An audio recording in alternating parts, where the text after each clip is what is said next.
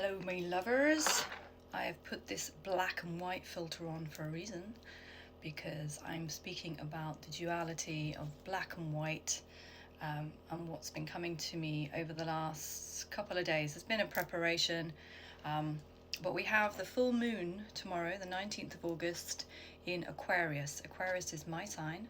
It is the water bearer. It is depicted as a lady in a blue gown, and she's pouring water out of a faucet or a jug. And yeah, that's the full moon tomorrow. It's a super moon. It's quite a big moon. It's a blue moon.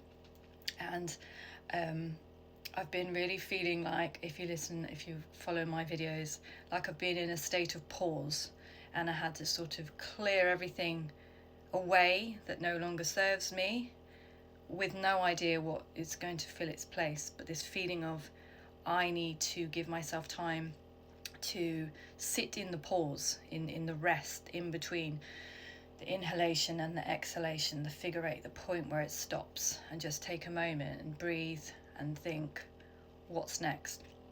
Anyway, yesterday I was out, and when I feel called to do something, it's like I can't really avoid it. So I sat outside in the sunshine, and I was watching an astrology video about the full moon and what it represents, and it's literally put all the words into my experience of this moment, which is this full moon is going to just strip away everything that is hindering you.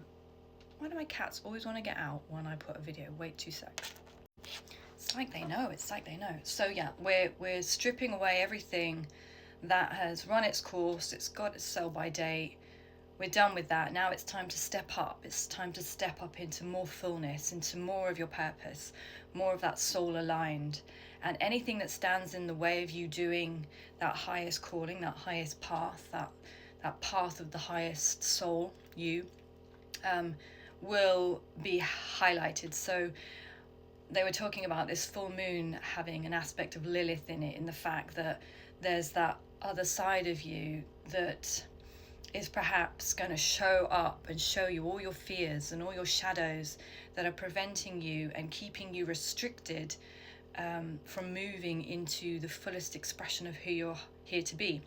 So I was fully expecting and already sensing to be shown a few things. So I lay in the garden and I was journaling, and I really felt like I just wanted to meditate on the Lilith aspect, which is the part of you that you often push away, considered to be your shadow side or the dark side, and then you can make a judgment that it's evil. It's not, but it's a part of you that you don't feel that comfortable expressing, and when you do, you often get judged for it, but you have to kind of get over that. Anyway, I put on a soundtrack on Spotify, and it was entitled like Lilith, and it was all the sort of songs that immediately I just went, right, show me what I need to see, and immediately Lilith appeared in front of me, fully wearing in black. And every time I see my higher self, I'm wearing full white, like a white cape or a white tunic down to my feet, and my hair is obviously blonde, and that's how I always see my higher self. But this Lilith arrived in front of me, and she was fully in black hair, black tunic, same as me, but in black.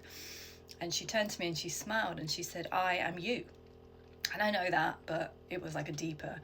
And she said, I am you. And until you learn to integrate me into you, we cannot complete the desires of your heart. We cannot complete your purpose. And I drew it, and she held this big, shiny, delicious apple in front of her. And she was sort of asking me to look at it. So can we see?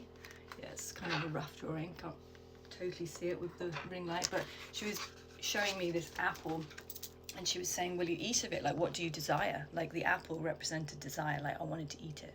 So I took the apple without thinking, and I took a bite of it.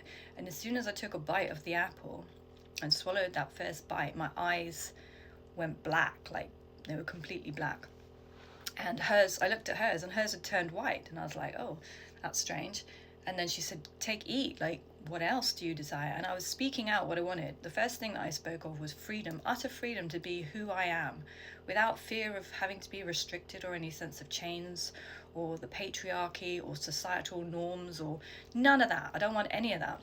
I want to be free to express myself, however it looks, however I look and sound. Like, I've had people say, oh, she's evil, she's this, she's that. I know my heart anyway, but I just want to be free to express myself in the way that feels correct to my soul. So she asked me again, take another bite, what do you want to do?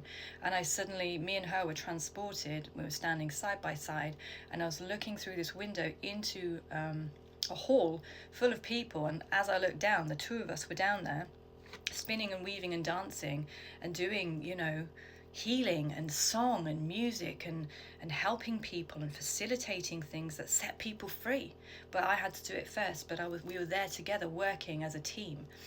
And so I took that other bite and I said, that's what I want. I want to facilitate, I want to help, I want to bring music that inspires people to be the fullest expression of themselves, to not be like, I can only be a certain part of myself because so-and-so said that they think that's wrong, or they, whatever. Forget what everyone else thinks.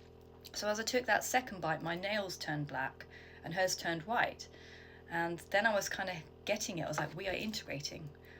I can't have her as a separate black thing over there that I shove in the corner and think she's evil, or she's a shadowy part of me that I have to hide and suppress.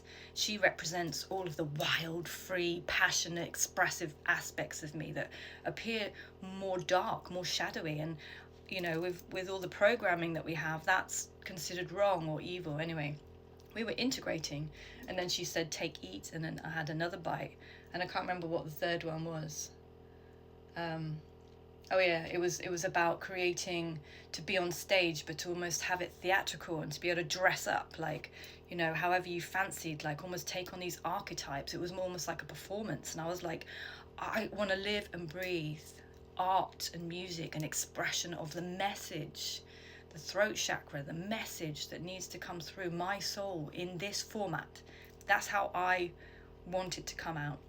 And so as she did this, my underwear underneath my white tunic was black and hers was white. And it was like, and then we held hands and we created this heart together, black and white. And we were united and we started to spin. And we span and we span and we span. And then she blew her breath over me. And I felt all this shattering of all of the stories, all of the programming, all of the words, all the things that tell me, you can't do that, you can't sound like that, that's too much, that's not good, that's in this, like, and it all was just shattering, all these stories. And she said, you're not a virgin to this. This is not virginal territory. You've been here over and over. Eons you've been doing this. Now remember who you are.